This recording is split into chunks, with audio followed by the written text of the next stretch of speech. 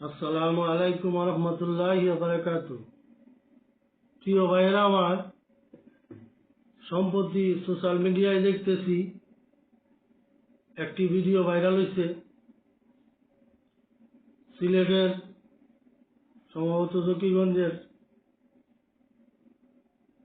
ফাহিম চৌধুরী, উনি আব্বাসী সাহেবকে নিয়ে কিছু কথা বলছে। উনি যে বক্তব্য দিছে আব্বাসী সাহেবকে নিয়ে, এই বক্তব্য আমি সমর্থন করি। আব্বাসী সাহেবের মধ্যে ত্রুটি আছে। উনি অহংকারী বক্তা, আর অহংকারী জাহান্নামে যাবে। অহংকারীর সাথে আল্লাহ রাসূলের কোনো সম্পর্ক নাই। প্রিয় ভাইরা আমার, অহংকার নবীজির আদর্শের মধ্যে পড়ে না। তবে আজকে আমি এই ফাহিম চৌধুরীকে নিয়ে কিছু কথা বলতে চাই। এই ফাহিম চৌধুরী একটি কথা সে বলছে মাজারে টাকা দান করে না, এবং তার বক্তব্য শুনেছি সে মাজার পূজারি নাকি বলছে কাকে। এই ফাহিম চৌধুরী, তোমাকে বলতে চাই, তুমি মাজার পূজারি কাকে বলছ? মাজার পূজারি কারা? মাজার পূজা কি তুমি জানো? এই পূজা শব্দ ইসলামে হারাম। মুসলমানের মধ্যে, ইসলামের মধ্যে পূজা শব্দ নাই। পূজা শব্দ আছে হিন্দুদের ভিতরে। পূজা কাকে বলে তুমি জানো? পূজা দেখতে পারবা তুমি যারা মূর্তি বানায়। দেখবা তারা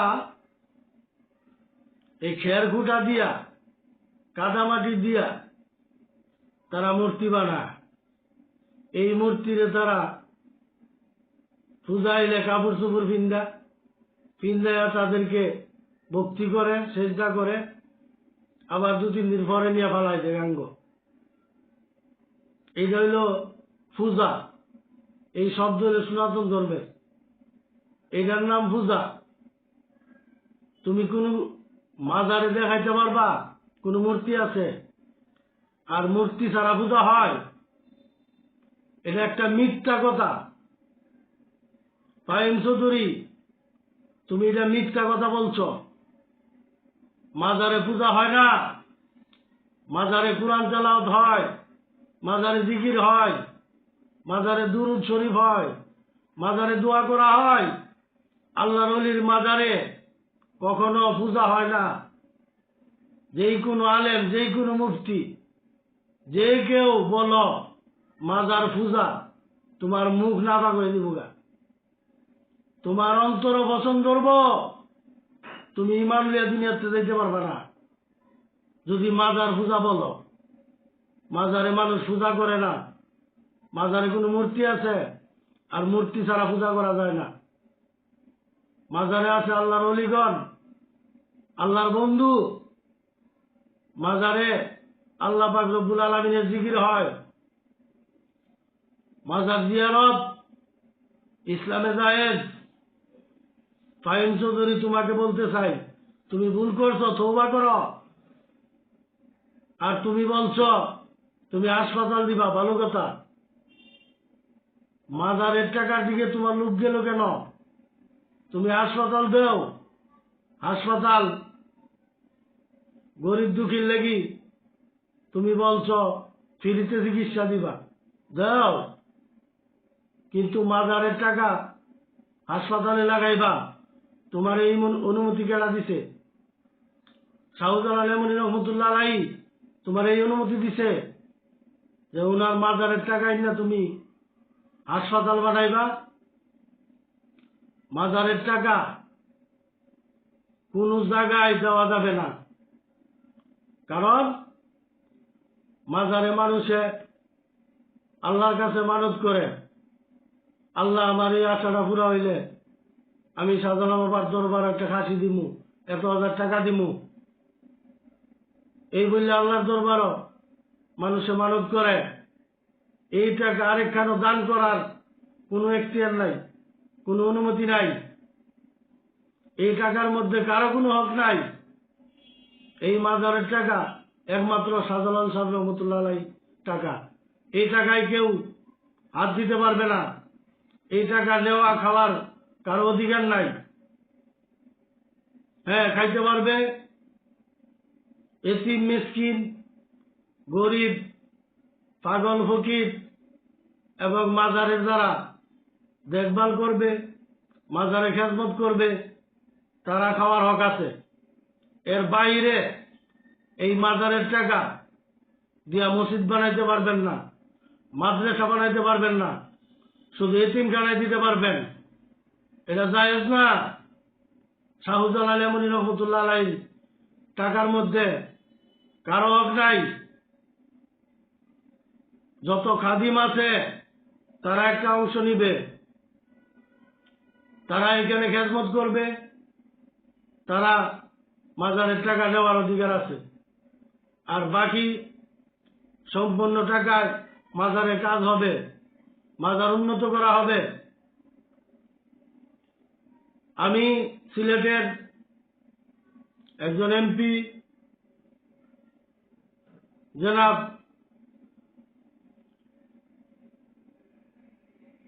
আরিফুল হক চৌধুরী, উনি একজন সম্মানী ব্যক্তি, ওনার দৃষ্টি আকর্ষণ করতেছি।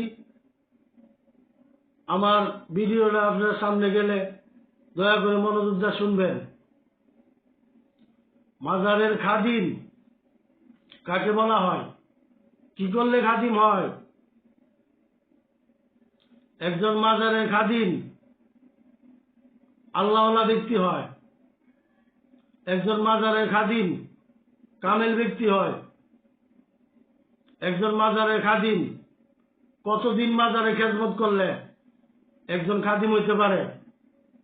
নিম্নস্তমে একজন 12 বৎসর একটা অলির দরবারে খেদমত করলে খাদিম হইতে পারে। এর নিচে খাদিম হওয়ার সম্ভাবনা নাই। 707 বছর হয়েছে শাহজালাল এমনি রহমতুল্লাহ আলাইহি পর্দা নিতে। এরপর থেকে প্রতি বৎসরে যদি 2 জন করে খাদিম হয় তাহলে 14 জন,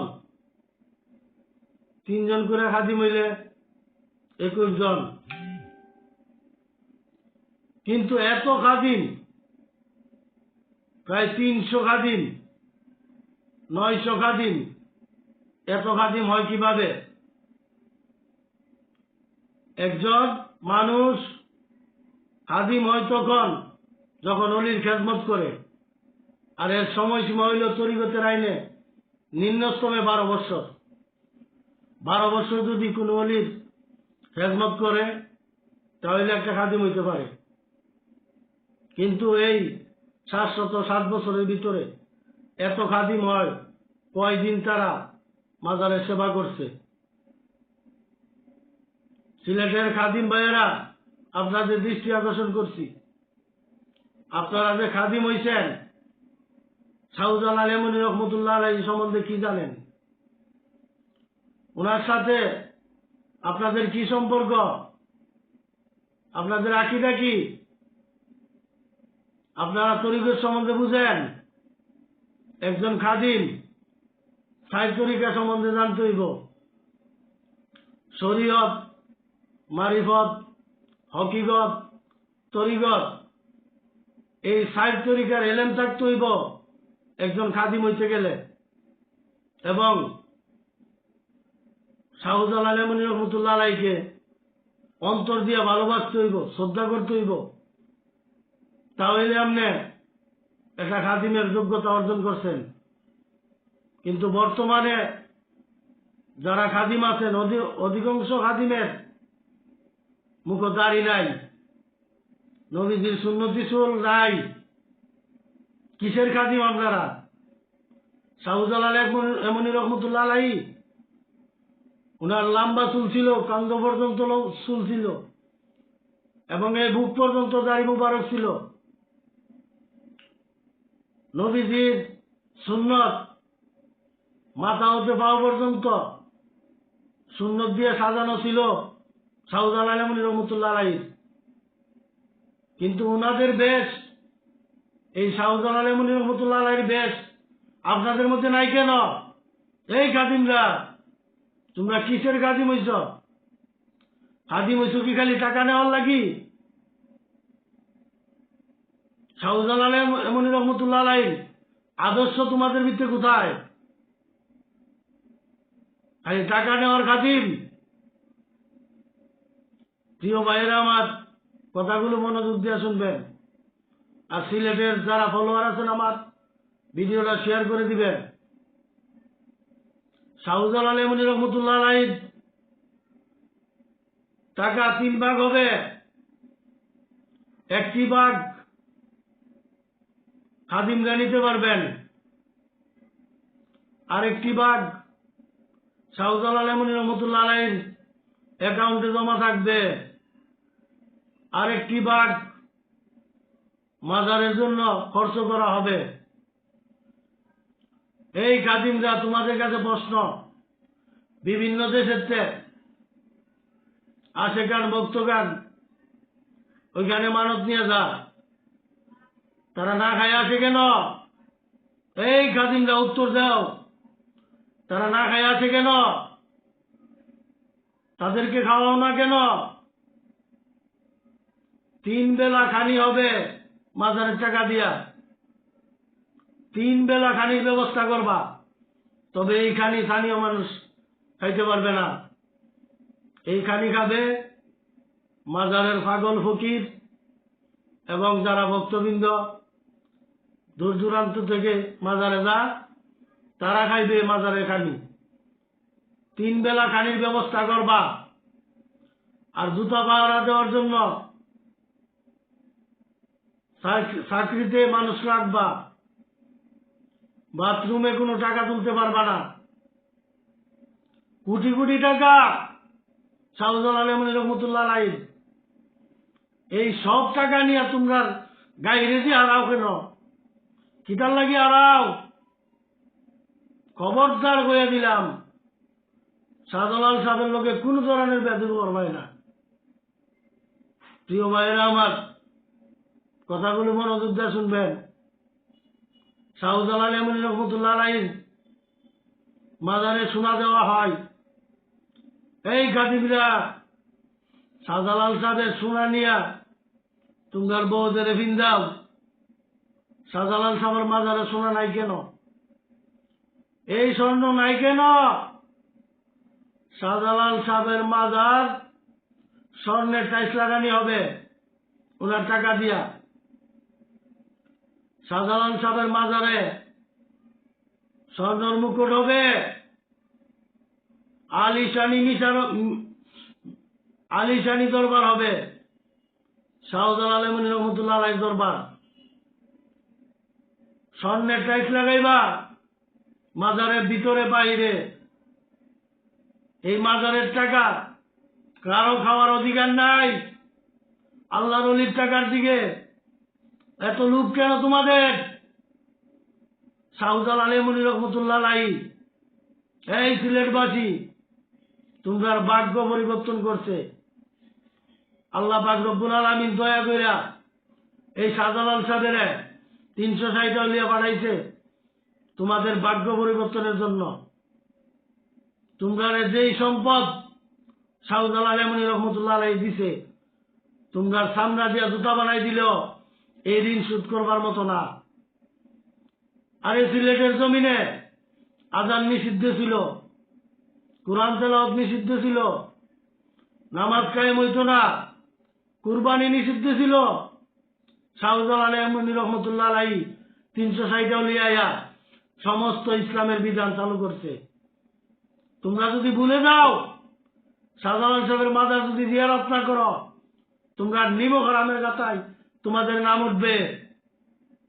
কাল আসরের ময়দানে আল্লাহ সুবহানাহু ওয়া তাআলা জিজ্ঞাসা করবে, আমি তোমাদের হেদায়েতের জন্য আমার বন্ধু শাহজালাল এমনি রহমতুল্লাহ আলাইহিকে পাঠাইছিলাম, তোমরা ওনাকে কতটুকু সম্মান করছো? যদি চুল পরিমাণ কেউ শাহজালাল এমনি রহমতুল্লাহ আলাইহির সাথে বেয়াদবি করো, তোমরা চিরস্থায়ী জাহান্নামে বসবাস করবা। সিলেটবাসী, আমার অনুরোধ, আমি এক নালায়েক গুনাহগার, আমি অনুরোধ করি শাহজালাল সাহেব এমনি রহমতুল্লাহ আলাইহির সাথে 360 অলিয়ার সাথে কেউ চুল পরিমাণ বেয়াদবি করবা না। প্রিয় ভাইয়েরা আমার, এই ফাহিম চৌধুরী সে মাজার পূজারি বলছে, সে তওবা করতে হবে। আরে সে নবীর সুন্নত দাঁড়িয়ে রাখে না, তার ইসলাম নিয়ে মাজার নিয়ে কথা বলার কোনো অধিকার নাই। নবীর সুন্নত দাঁড়িয়ে না রাখে সে ফকাচ্ছে কবিরা গুনাহগার, তার এই সমস্ত কথা বলা সাজে না। সে উন্নয়নমূলক কাজ করে, মানুষের উপকারে পাশে দাঁড়া, মানুষের সেবা করে, এই জন্য তার ধন্যবাদ। কিন্তু সে মাজার পূজারি বলল কেন? মাজার পূজারি এক মুসলমান আরেক মুসলমানকে বলা এটা সম্পূর্ণ হারাম। প্রিয় ভাইয়েরা আমার, আমি কাউকে কষ্ট দিবার জন্য কথা বলি নাই। আপনারা জানেন আমি হক কথা বলি, আর হক কথা বলতে বলতে মরতে চাই। আমার এই দুনিয়াদারির কোনো প্রয়োজন নাই। আমি কোনো ধর্ম ব্যবসায়ী না, আমি এই সমস্ত কথা বলে টাকা রুজি করতে চাই না। আমার কথা হইল আমি সত্য বলবো, হক পথে চলবো, হক হালাল খাইব। আমি নালায়েক গুনাহগার। আজকে এই পর্যন্ত কথা বললাম। আসসালামু আলাইকুম ওয়া রাহমাতুল্লাহি ওয়া বারাকাতুহু।